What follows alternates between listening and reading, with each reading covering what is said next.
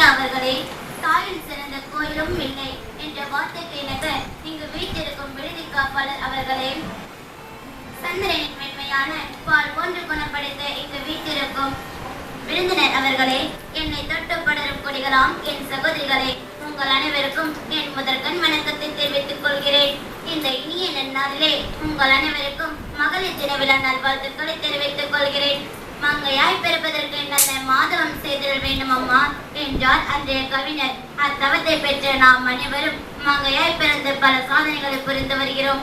மகளிர் தினம் உருவான விதத்தை பற்றி ஒரு சில கருத்துக்களை மட்டும் உங்கள் முன் சமர்ப்பணம் செய்கிறேன். 1789ஆம் ஆண்டு பிரான்ஸ் நாட்டில் பிரான்ஸ் புரட்சி நடைபெற்றது. அக்காலகட்டத்தில் பிரான்ஸ் நாட்டு பெண்கள் அனைவரும் தங்களது உரிமைகளை கோரி புரட்சியில் ஈடுபட்டனர். அப்புரட்சியின் விளைவாக 1848ஆம் ஆண்டு பிரான்ஸ் நாட்டு பெண்கள் அனைவருக்கும் உரிமை வழங்கப்பட்டது. 1911ஆம் ஆண்டு மார்ச் 8ஆம் நாள் உலகம் முழுவதும் பெண்களுக்கான உரிமை வழங்கப்பட்டது. ஆனால் தமிழகத்தில் 1950ஆம் ஆண்டு மார்ச் 8ஆம் நாள் பெண்களுக்கான உரிமை வழங்கப்பட்டது. அன்று முதல் இன்று வரை மகளிர் தின விழாவை ஆண்டுதோறும் சிறப்பாக கொண்டாடப்பட்டு வருகிறது. வாழ்க்கை என்பது ஓர் போர்க்களம், அதில் வாழ்ந்து காட்டுவதே நம் வீரக்களம். போர்க்களம் என்னும் தடையை தகர்த்து எறிந்துவிட்டு வீரக்களத்தை எட்டி பிடித்த பெண்கள் பலர். அவர்களுள் ஒரு சில பெண்களின் சாதனைகள் மட்டும் உங்கள் முன் சமர்ப்பணம் செய்கிறேன். 1889ஆம் ஆண்டு ஆங்கிலேயரை எதிர்த்து போராடிய முதல் பெண்மணி ராணி வேலு நாச்சியார் ஆவார். இவர் சிவகங்கை காளையர் கோயிலை ஆங்கிலேயரிடமிருந்து முற்றுகையிட்டார். இவர் சிறந்த பெண் வீராங்கனை ஆவார்.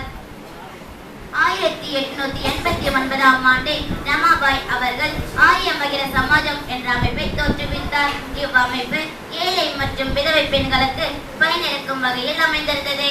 அன்னி பெசன்ட் அவர்கள் 1907ஆம் ஆண்டு பிரம்ம ஞான சபை தலைவராக தேர்ந்தெடுத்தார்.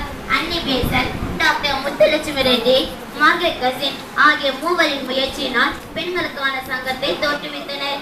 இவ்வமைப்பை பெண்களின் முன்னேற்றத்திற்கான சங்கத்தை தோற்றுவித்தனர்.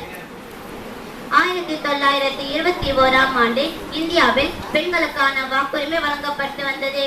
உலகிலேயே இரண்டாவதாக பெண்களின் வாக்குரிமை வந்தது. டாக்டர் முத்துலட்சுமி ரெட்டி அவர்கள் 1926ஆம் ஆண்டு சட்டமன்ற உறுப்பினராக தேர்ந்தெடுத்தார். இவர் இந்தியாவின் முதல் பெண் சட்டமன்ற உறுப்பினர் ஆவார். 1947ஆம் ஆண்டு தேவதாசி முறை ஒழிப்பு சட்டம் டாக்டர் முத்துலட்சுமி ரெட்டி அவர்களால் கொண்டு வரப்பட்டது. 1930ஆம் ஆண்டு அடையாறில் அவை இல்லத்தை தோற்றுவித்தார். அவை இன்று வரை மக்களுக்கு பயனளிக்கும் வகையில் செயல்பட்டு வருகிறது. இவர் சிறந்த பெண் சாதனையாளர் ஆவார். உஷா மேத்தா அவர்கள் இவர் சிறந்த விடுதலை போராட்ட வீராங்கனை ஆவார். இவர் காந்திய கொள்கையை பின்பற்றக்கூடியவர். இவர் தமது 7 வயதிலேயே சைமன் குழுவில் பங்கேற்றார். 1942ஆம் ஆண்டு வெள்ளையன வெளியேறு இயக்கத்தில் கலந்து கொண்டு காந்தி மைதானத்தில் கொடியேற்றினார். அந்த மைதானம் தற்போது காந்திய மைதானம் என்று அழைக்கப்படுகின்றனர்.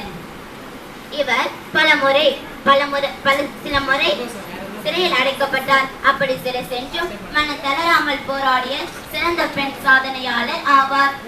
இந்தியாவின் உச்ச நீதிமன்ற முதல் பெண் நீதிபதி பாத்திமா பிபி ஆவார்.